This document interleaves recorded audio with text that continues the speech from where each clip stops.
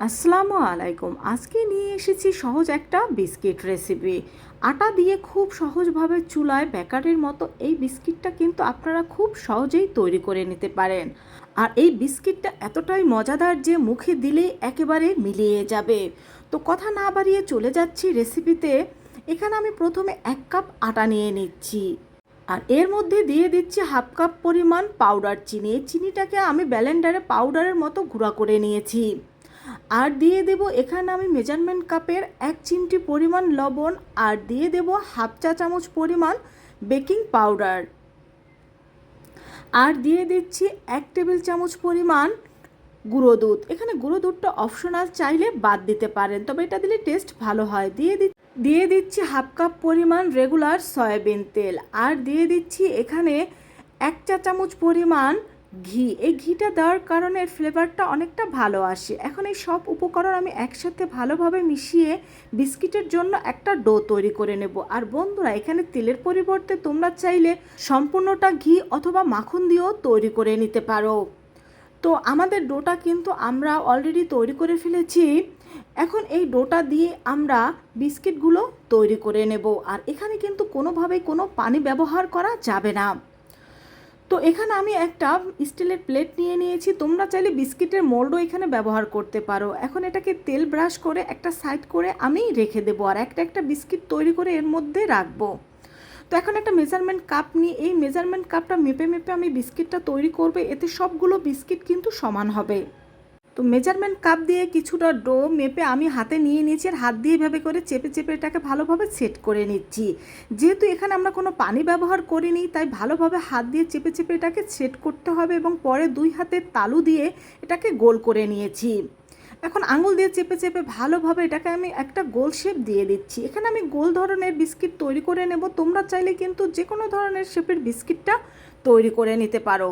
তো একটা বিস্কিট কিন্তু আমাদের অলরেডি তৈরি হয়ে গিয়েছে। এখন এটাকে আমি প্লেটে রেখে দিচ্ছি। তো একইভাবে আমি তোমাদের আর একটা বিস্কিট তৈরি করে দেখিয়ে দিচ্ছি। আর বন্ধুরা, অনেক সময় দেখা যাবে বিস্কিটটা তৈরি করতে গেলে বিস্কিটটা ভেঙে যেতে পারে, কিন্তু এতে ভয় পাওয়ার কিছু নেই। ভালোভাবে এটাকে তোমরা আঙুল দিয়ে চেপে চেপে নিলে দেখা যাবে এর ভাঙা অংশটা থাকবে না। দেখো, আমার এই বিস্কিটটা কিন্তু ভেঙে গিয়েছিল। তো হাত দিয়ে চেপে চেপে এটাকে কিন্তু আমি ভালোভাবে ঠিক করে নিচ্ছি। এরপরও যদি তোমাদের বিস্কিটটা ঠিক না হয়, সেক্ষেত্রে বুঝতে হবে তেলের পরিমাণটা একটু কম হয়েছে, তখন তোমরা একটু তেল দিয়ে নেবে। তো একইভাবে কিন্তু আমি সব বিস্কিটগুলো তৈরি করে নিয়েছি, দেখতেই পাচ্ছ। এখন একটা ছোট সাইজের আমি মেজারমেন্ট কাপ নিয়ে নেব, এবং এই মেজারমেন্ট কাপ দিয়ে আমরা বিস্কিটের মাঝ বরাবর ঠিক এইভাবে করে গোল করে নেব। তো এইভাবে করে বিস্কিটের মাঝখানে গোল করে নেওয়ার পরে আমি এর মধ্যে একটা একটা কিশমিশ দিয়ে দেব। এখানে আমি কিশমিশ দিয়ে দিচ্ছি। তোমরা কিন্তু কিশমিশের পরিবর্তে এখানে বাদামটাও ব্যবহার করতে পারো, তবে বাদামটা কিন্তু অবশ্যই ছোট ছোট করে কেটে ব্যবহার করতে হবে। দেখো, কিশমিশটা দেওয়ার পরে কিন্তু বিস্কিটগুলো দেখতে অনেক বেশি সুন্দর লাগছে। এখন চুলায় আমি একটা প্যান বসিয়ে দিয়েছি, তার মধ্যে দিয়ে দিচ্ছি স্ট্যান্ড। এখন স্ট্যান্ডের উপর এই বিস্কিটের মোল্ডটা আমি বসিয়ে দেব। এখন একটা ঢাকনা দিয়ে এটাকে আমি ঢেকে দেব, আর খেয়াল রাখবে যে ঢাকনার যেন কোনো অংশে ফাঁকা না থাকে।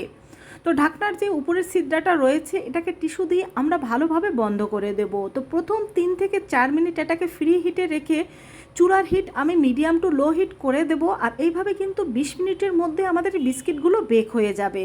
যখনই দেখবে বিস্কিটের নিচের অংশ হালকা ব্রাউন কালার হয়ে গিয়েছে, তখনই বুঝবে যে বিস্কিটগুলো বেক হয়ে গিয়েছে। এখন এগুলোকে আমরা নামিয়ে নেব, আর নামিয়ে ভালোভাবে ঠান্ডা করে মোল্ড থেকে বের করে নেব। কেননা গরম থাকা অবস্থায় বিস্কিটগুলো কিন্তু খুবই নরম থাকে, আর তখন যদি মোল্ড আউট করতে যাও বিস্কিটগুলো ভেঙে যাবে। তো ছুরি দিয়ে হালকাভাবে এটাকে আমরা মোল্ড আউট করে নিচ্ছি। জোরে কিন্তু চাপ দেওয়া যাবে না, সেক্ষেত্রে কিন্তু বিস্কিটগুলো ভেঙে যেতে পারে।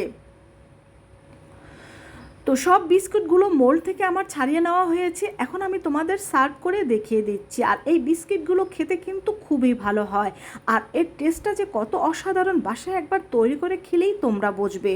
তো বন্ধুরা, দেখলে বাসায় থাকা আটা আর তেল চিনি দিয়ে খুব সহজেই কিন্তু এই বিস্কিটটা তৈরি করে নেওয়া যায়।